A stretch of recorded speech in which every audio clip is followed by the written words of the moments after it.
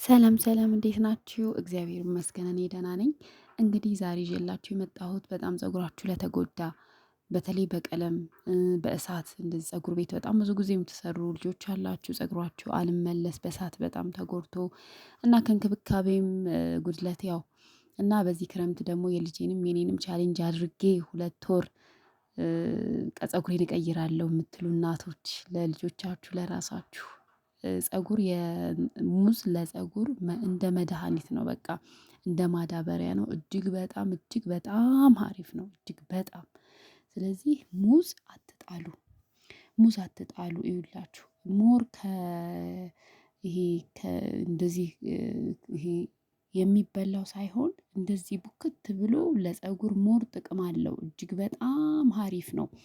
ዝም ብሎ የቦካ አትጣሉ አስቀምጡት ፍሪጅ ውስጥ። እንግዲህ እኔ ሙዝ አልጥልም ነግሬያችኋለሁ እኔን የምትከታተሉኝ ታውቁኛላችሁ። እኔ የማደርገውን የምጠቀመውን ነገር ነው የምነግራችሁ ሼር የማደርጋችሁ የማላደርገውን ነገር እዚህ ጋር ምንም ነገር አልሰራም ለቪዲዮ ብዬ። ስለዚህ ይኸውላችሁ እንግዲህ ይሄ ሙዝ እነሱ እንደውም በጣም የቦካ ፍሪጅ ውስጥ አስቀምጠው ፍሬዘር ውስጥ አስቀምጠው ምናምን አቆይተው በጣም በቃ ራሱን ዳይሬክት ነው የሚቀቡት እነሱ ማለት ነው። እኛ ግን እንፈጨዋለን በመፍጫ እንፈጨዋለን። ለምን መሰላችሁ? የኛ ፀጉር እንደነሱ አይደለም የኛ ትንሽ ከርደድ ስለሚል መፈጨቱ አሪፍ ነው። እነሱ ኖርማል በሹካ እንትን ብለው ማር እንቁላል ምናምን ጨምረው ነው የሚቀቡት። እኛ ግን ፍጭት እናደርገዋለን። የሌላችሁም መፍጫ ከሆነ ከሌላችሁ በእንትን በሹካ በድንች እንትን ይሄ አለ አይደለ ድንች ተቀቅሎ እንደዚህ እንትን ወንፊት የሚመስል ነገር በዛ እንደሱ ብታደቁትም ይሆናል። ከዛ በማጥለያ ማጥለልም ትችላላችሁ። ስለዚህ ሙዝ አትናቁት። ሙዝ ለፀጉር የሚሰጠው ጥቅም እጅግ በጣም አሪፍ ነው። ፀጉራችሁ ወፍራም እንዲሆን ፀጉራችሁ ሻይኒ እንዲያረግ ውይ ፀጉሯ አመዳም ነው የሚመስለው ወዝ የለውም የሚባለው ከእንክብካቤ እጥረት ነው። ወዙን ጨርሶ ከዛ ደርቆ ፀጉራችሁ ወዝ አይኖረውም። ምን ብታረጉት ቅባት ብታረጉበት ምን ብታረጉበት ምንም ለውጥ አይኖረውም። ስለዚህ የተፈጥሮውን ወዝ ለመመለስ ሙዝ ተጠቀሙ። ሙዝ ለኔም ለልጄም ስለሆነ እንትን ያደረኩት ብዙ ነው። በኔ መጠን ባትሄዱም ያው አንድም ሁለትም ሊሆን ይችላል እንደ ፀጉራችሁ መጠን። ከዛ ማር ነው ያደረኩት 1 ማንኪያ ማር ወለላ ማር ማለት ነው። ስለዚህ ይፈጫል ማለት ነው በመፍጫ። ትንሽ ውሃ ጨምሬበታለሁ እሱን የቀረጽኩት መስሎኝ ነበረ አላደረኩም። 1 ስኒ ውሃ ነው የጨመርኩት። ለቀቅ ያለ ነው እኔ ነግሬያችኋለሁ። ወፍራም አይሆንም። ይኸውላችሁ ይሄ ከተሞክሮ ነው የምነግራችሁ ከሚጠቅም ነገር። ስለዚህ ወፍራም ነገር ብዙ ባትጠቀሙ ለቀቅ ያለ ብትጠቀሙ አሪፍ ነው። ትንሽ ውሃ ጨምሬያለሁ 1 ስኒ ውሃ ትንሽ ለቀቅ እንዲያደርግ ማለት ነው።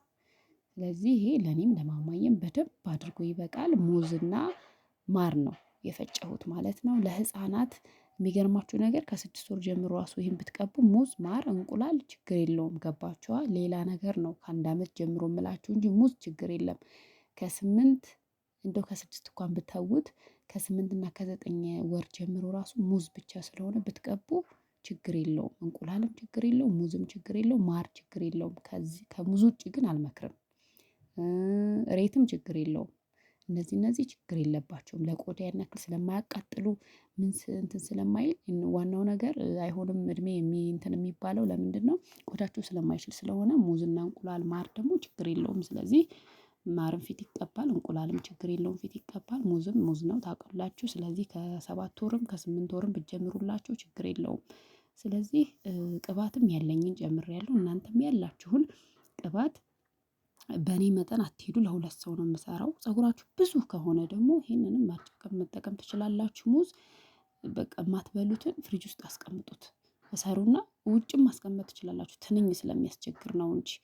ስለዚህ በፌስታል እስር አድርጋችሁ ግን ካስቀመጣችሁት ትንኙም አይመጣም። ወይ በወረቀት ጠቅልላችሁ ከዛ ፌስታል ውስጥ ወይም ፍሪጅ ውስጥ በረዶ ቤትም ማስቀመጥ ትችላላችሁ። ስለዚህ በጣም ጥቅም አለው የበሰለው በጣም ጥቅም አለው። ፀጉር ሻይኒ ያደርጋል። የፀጉር ቆዳን ንጹህ ያደርጋል።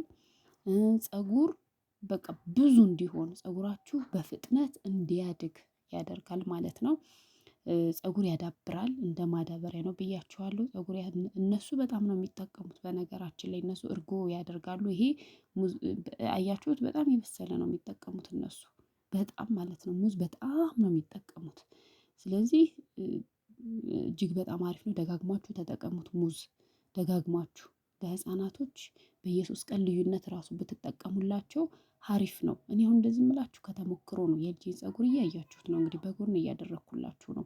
ሙዝ የእሷ ልክ እንደ እንጀራ ማለት ነው። የእኔ ጠቆር ያለው እርጎ አልጨመርኩበትም። የነሱ ነጣ ያለው እርጎ ጨምረውበታል። እንቁላል፣ እርጎ፣ ማር፣ ሙዝ አድርገው ነው። እኔ እርጎ አልጨመርኩም። እርጎ ከፈለጋችሁ ማድረግ ትችላላችሁ፣ ግን ይሄም በቂ ነው። እርጎ በሌላ ውህድ መጨመር ስለምንችል ማለት ነው። ስለዚህ ይሄ ሙዝ ለሷ ያው እንደ ልክ ለሆዷን እንጀራ ሳብላ እንደማታድረው ሁሉ ሙዝ ያው ኮመን ነው ማለት ነው። በጣም እንትናት እንደሱ በቃ እጅግ በጣም አሪፍ ነው ሙዝ። በጣም ፀጉር ይመልሳል። የልጅነታችሁን ፀጉር የምትፈልጉትን ፀጉር እንትን ይሰጣል። በእጅሽ እንትን በይ ውስጥ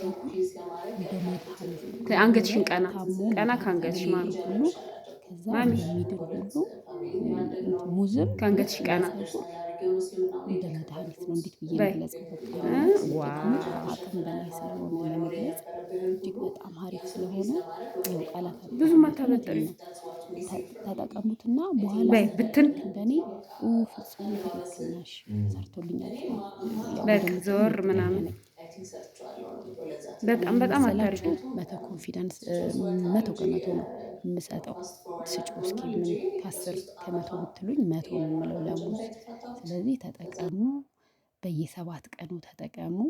በየ7 ቀኑ የምትታጠቡት ነው ብዬ አስባለሁ። ለፀጉራችሁ ፀጉራችሁን በየሳምንቱ ስትጠቀሙ ቅድሚያ ከመታጠባችሁ በፊት ፀጉራችሁን ሙዝ ተጠቀሙና ከዛ ከ40 እስከ 1 ሰዓት ቆይታችሁ ታጠቡ። ተቀብታችሁ ፌስታል እስር አድርጋችሁ ሻሻችሁን እስር አድርጋችሁ ስቲም እንዲያደርግ ዘልቆች እንዲገባ ስቲም እንዲያደርግ ምንም እንዳትንቀሳቀሽ አደራሽን። ፌስታል ንጹህ ፌስታል ተጠቀሙ። ስለዚህ ከዛ ውጤት ታያላችሁ። ቢያንስ ለ2 ወር ቻሌንጅ አድርጉ። ልጆቻችሁ ጀምሩላቸው። ቆንጆ ፀጉር ይዘው ትምህርት ቤት እንዲገቡ ማለት ነው። ያላቸውን በቃ ከዛ ላይ መጨመር ማለት ነው። ያላቸውንም መጠበቅ ማለት ነው። ስለዚህ ቀብቻታለሁ። እንደዚህ ፌስታል አስሬ ሻሻ አስሬ ከ40 እስከ 1 ሰዓት አቆይቼ አጥባታለሁ። አለቀ። ከዛ ቅባቴን ቅብት ስር ታረጋታለሁ። በቃ አለቀ ማለት ነው። የተረዳችሁ ይመስለኛል። አስተያየት ጥያቄ ካላችሁ በኮመንት አሳውቁኝ፣ እመልስላችኋለሁ። በሌላ አዲስ ቪዲዮ እስከምንገናኝ ቻው፣ እወዳችኋለሁ።